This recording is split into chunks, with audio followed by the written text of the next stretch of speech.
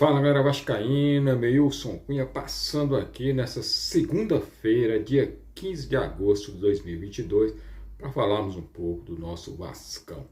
Vasco que teve aquela vitória, grande vitória no sábado, 3-1 em cima do Tombense, podia ter sido até demais. Os garotos jogaram muita bola, né? O Andrei e o Marlon Gomes, e a torcida novamente fez aquela festa magnífica lá em São Januário. E aí o Vasco conquistou os 3 pontos realmente importantíssimos para essa caminhada que o Vasco está tendo na Série B, almejando o acesso à Série A de 2023.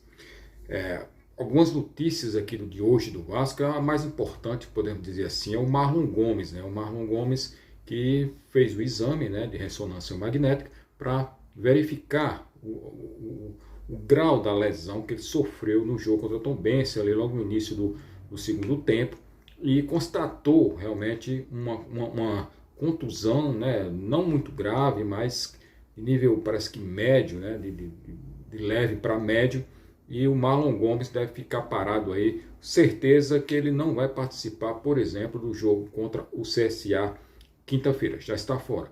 Só que aí, depois desse jogo, tem uma pausa e o Vasco só volta a jogar contra o Bahia domingo no outro domingo. Ou seja, vai ter uns 10 dias depois desse jogo do CSA, juntando mais esses 5 dias, quer dizer, desde o início da lesão, que foi no sábado pela manhã, o Marlon Gomes vai ter, digamos assim, uns 15 dias. Então, há sim a possibilidade, de repente, do Marlon estar à disposição, né, do treinador vascaíno para a partida lá em Salvador contra o Bahia, que vai ser muito importante contar com o garoto nessa partida. É um cara jovem, né? Então a recuperação deve ser até mais acelerada e a contusão não foi tão grave.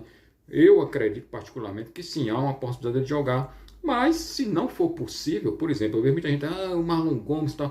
Gente, o campeonato é duro, é longo, vamos ter desfalques por lesões, vamos ter desfalques por cartões, né, tanto amarelo como vermelho, e por isso que há necessidade de um clube ter um elenco, digamos assim, mais qualificado justamente para substituir essas peças quando não puderem jogar. E é o que vai acontecer. O Marlon Gomes não vai poder jogar, é uma pena? Sim, é uma pena, mas eu não acho que é uma coisa, é um jogador insubstituível. Não, até porque o Marlon Gomes está começando agora a se firmar no time. Então tem que ter calma também com o garoto, né? Porque, por exemplo, vamos dizer que ele jogasse, não tivesse contra de jogar, se ele fosse mal nessa partida que o Vasco vai ter quinta-feira lá em Alagoas.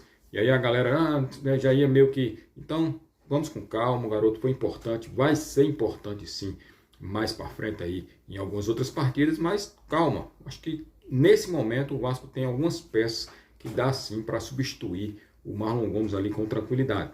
Por exemplo, eu acredito que ele deva o Faro, né, Emílio Faro, que inclusive deve permanecer no comando técnico do Vasco, aí já é uma outra discussão que nós vamos falar também um pouquinho, mas eu acredito que o Emílio Faro deva colocar, por exemplo, o Figueiredo ali na função do Marlon Gomes, fazendo ali essa intermediação ali eu acredito que sim, deva colocar o Figueiredo, que tem umas características um pouco parecidas, não é a mesma coisa, obviamente, mas eu acredito que deva assim o Figueiredo. Então o Figueiredo é aquele jogador que a gente já conhece, né, que ajuda bastante o time, então eu acredito que vai sentir, obviamente, mas também não é a coisa do outro mundo, é isso que eu quero dizer.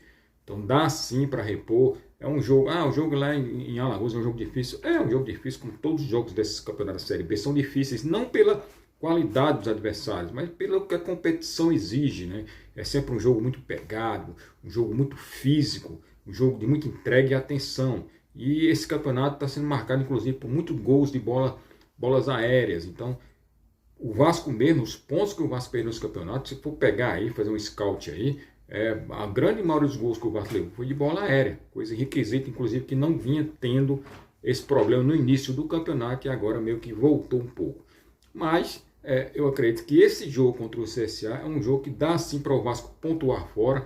Se conseguir a vitória, será excelente. Se conseguir um empate, também não será de um mal geral. Então, vamos aguardar como é que o Emílio vai montar esse time para quinta-feira contra o CSA.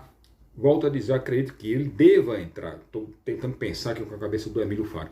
Ele deva entrar com o Figueiredo, né, no lugar do Marlon Gomes, ali simplesmente isso, e colocar o time da mesma forma que entrou contra o time que o Vasco conseguiu a vitória, que foi sábado contra o Tombense. Claro que também tem um desfalque do Quinteiro, né? O Quinteiro levou o terceiro cartão amarelo, mas aí tem um Bosa para substituí-lo. Inclusive, eu sou um dos que acho que o Bosa, inclusive, poderia já ter ganho mais chances nesse time do Vasco. E aí ele vai ter a chance, né? Por questão realmente de cartão amarelo, vai poder jogar no lugar do Quinteiro, e eu acho que ali vai formar uma boa dupla com o Conceição. Então, quanto à questão da zaga, acho que dá para a gente ficar tranquilo. O lateral direito, né, o Matheus, ele foi bem no jogo, até surpreendeu a muita gente, inclusive a mim. Eu não esperava que ele fosse bem no jogo. Ele não foi, claro, a oitava maravilha do mundo, não atacou, mas fez o seu jogo certo ali, né, aquele jogo que não comprometeu de alguma forma. Então, quem sabe, né, é um jogador que pode se firmar ali na posição lateral direito, que a gente está precisando, a gente tem que torcer para isso. Contrataram um cara, eu mesmo que fui contra a contratação, mas o cara tá lá, foi bem nessa partida contra o Tombense, então vamos dar crédito a ele para que ele, né, consiga fazer uma boa partida contra o CSA e ajude o Vasco a vencer o time do CSA lá fora. O CSA que vem mal no campeonato, foi goleado, inclusive, está na zona de rebaixamento e foi goleado para o Sport por 4-0. É bem verdade que estava com um jogador a menos desde o primeiro tempo, mas mesmo assim o CSA vem mal, inclusive trocou o treinador recentemente, né? O Valentim saiu de lá, está com pouco tempo, e o treinador deles que assumiu o comando, inclusive, está suspenso, então não sabe nem se vai ficar no banco de reserva para esse jogo contra o Vasco. Ou seja, o CSA está todo enrolado, mas o jogo é em casa, eles precisam se reabilitar no campeonato. O campeonato, como eu já falei, é um campeonato, e a gente sabe, é um campeonato duro, não tem jogo fácil. Vídeo o Grêmio, que foi lá no próprio Rei Pelé e perdeu de 2-0 para o CRB, jogando com um jogador a mais dentro do primeiro tempo, com 2 gols do goleiro, né, o ex-goleiro do Vasco, Diogo. Então, é assim o Campeonato Brasileiro da Série B. Não tem surpresa nenhuma, não tem mistério nenhum em termos de resultados.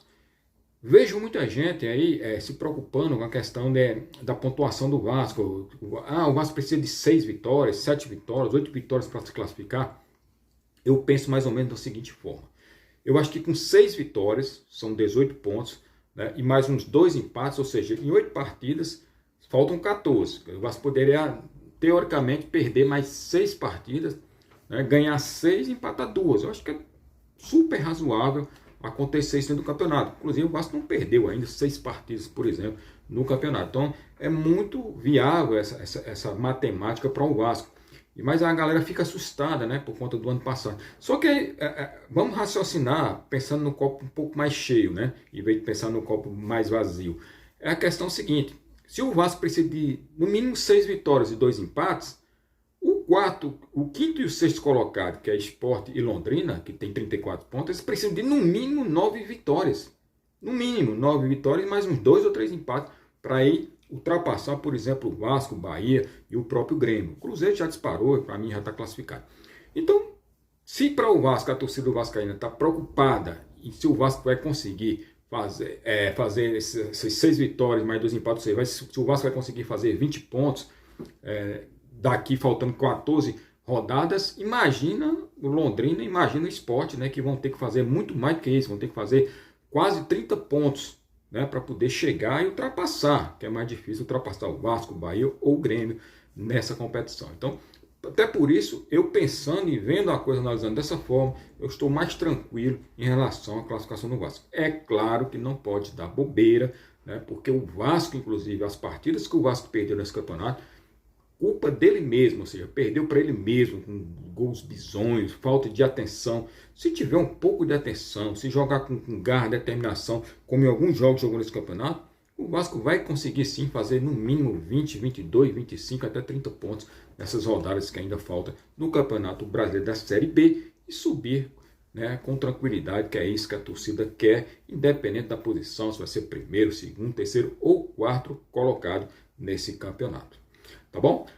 Quero aproveitar a oportunidade de convidá-los para que amanhã a gente vai ter nossa Terça Vascaína, tradicional Terça Vascaína aqui no canal Vascaínos do Nordeste. Teremos um convidado, inclusive, nosso querido Evandro, lá de Alagoas, que ele que tem um canal lá, Azulino lá, né, que fala do CSA, ele é muito torcedor do CSA, já esteve com a gente aqui no jogo do primeiro turno, em que o Vasco venceu o CSA em São Januário. Ele vai estar novamente amanhã aqui no canal com a gente para falar das novidades, né, da expectativa deles lá em relação ao CSA, e a gente vai fazer sempre aquela resenha aqui e muita opinião no canal sobre esse jogo. Vamos fazer tipo um pré-jogo de Vasco e CSA, CSA e Vasco, jogo quinta-feira lá no Rei Pelé, que vai ser um jogo, né, que nessa reta aí final aí não tem mais jogo bobo não, todo jogo vai ser muito difícil, mas eu acho que dá sim para o Vasco conseguir um bom resultado lá em Alagoas, tá certo? Espero vocês então amanhã aqui no canal Vascaínos Nordeste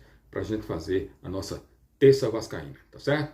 Um grande abraço a todos, saudações vascaínas.